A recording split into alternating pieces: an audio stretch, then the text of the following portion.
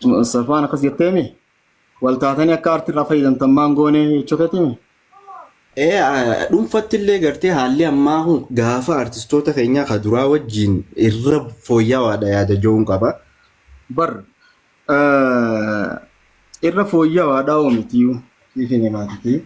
Akkuma duri sanii dubbiinii monetization biyya kana keessa hin jiru. AdSense'n Itoophiyaa irratti kafalaa hin jiru.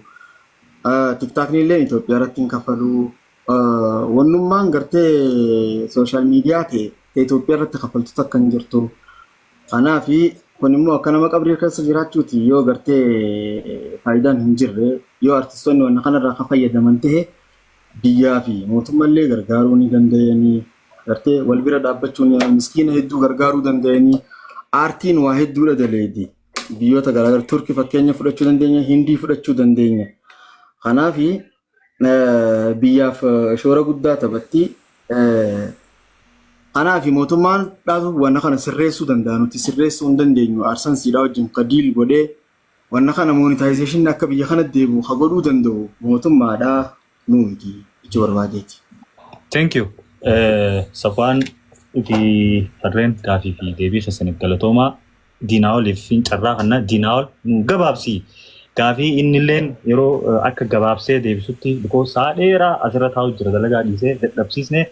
Dinaol ya nu gabaabsi gaafii tantee itti nuufufi because manni guutuu dhangaree fuuna nyaachuu qofaa fi aanaa dhaggeeffachuu jiru Dinaol jaanii Dinaol asumaanuu nama jabaa hawaasa isaa karaa miidiyaatiin tajaajilu jiru asumaanuu akka hordoftonis dhaamsaqiyyaa itti nuufi Dinaol.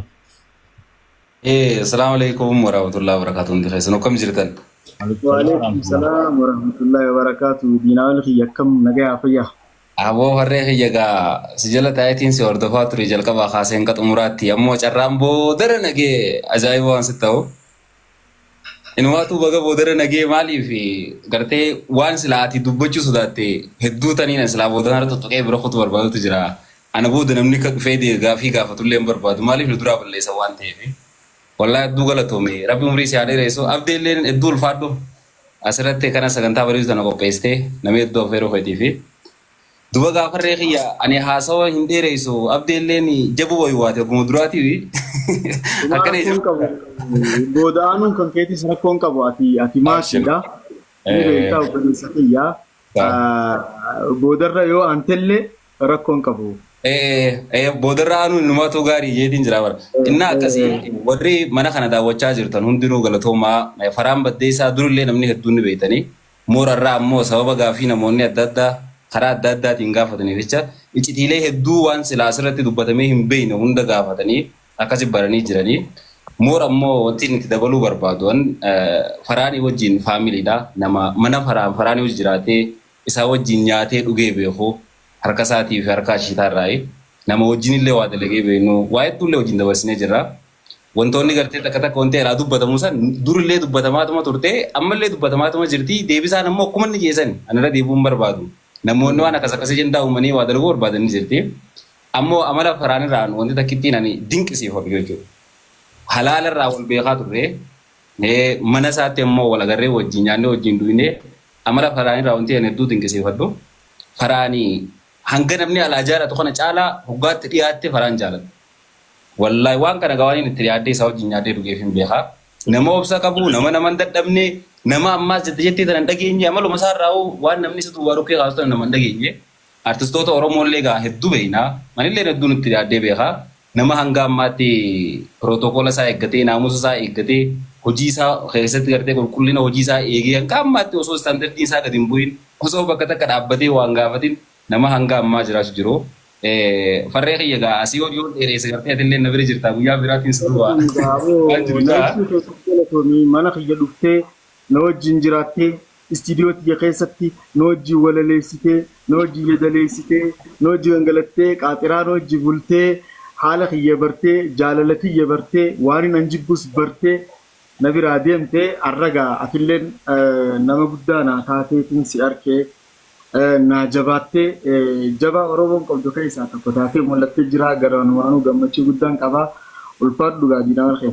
Waan wajjin walaleessitee itti irratti wayii yaadadhe gaafa sirba kee murtuguutoo wana walaleessaa turre qindeessaa turre sanii galgala tokko gartee nama guddaa tokko gaggeessuudhaaf bakka wayii deemnee wajjin osoo sagantaa irra jirru halkan guutuu wajjin bashannanaa bulleetuma ganama hoggaa mana sanii deemne mataan nu hunda bakka takka farree waan sanan kaa ammaan dagaddo dhukkubbii mataa sanii manni guutuun kan dhukkubee istiidiyoo Ibraahim Sa'iditti jechuudha.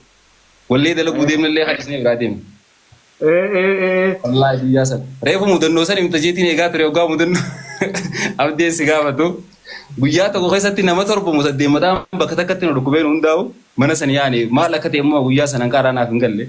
Hasala. Wallahi We don't know. Maal akka ta'e hin beekne. Ganama hoggaa nu hundinuu mataa kana buusaa galle. Ajaa'iba guyyaa sana. Innaa akkasi barree kiyyaa haasawwan dheeressu ati gaafii takkaan seeqaas gaafii takka asirratti. Artistoota Oromoo keessaa gartee namni yeroo dheertuu hojii aartii ta'an irratti lafaa jiru. Aartii jechuun gaa nama hin beekneetitu sirba qabsoo baasteetii fi sirba daansii baastee ganama gaafata malee aartii jechuun roga duraan jirti. Hojiiwwan kee hojiiwwan qulqullina qabu even Oromoo bira kutee gartee hanga sadarkaa Arabaa fi Somaalee fi Sawaasa Balmoonni bira warri afaan Oromoo hin beekne illee dhageeffaturra sirba gahee aartii Oromoo illee hedduu ol guddistee. Wanti asirra gabaabsee si gaafadhu Osfaanaadhaaf yeroo takka kaadhimamtee turte. Osfaanaa jechuun sagantaa guddaa Ameerikaatti waggaa waggaa irraa gaggeeffamu waa'ee dhimma ispoortii kubbaa miilaatti wajjin wal qabatee artistoota biyyarraa afeeree geessaa. Waan sana irratti yeroo takka affeeramtee akka turte gartee qubaan qaba. Osfaanaan sanii akkamitti waan sana addaan mure moo sagantaa saniitu siif hin qabamin immoo akkamitti waan sanirraa oolte kamis sin affeere? Okay, gaafii bareedduu na gaafatte.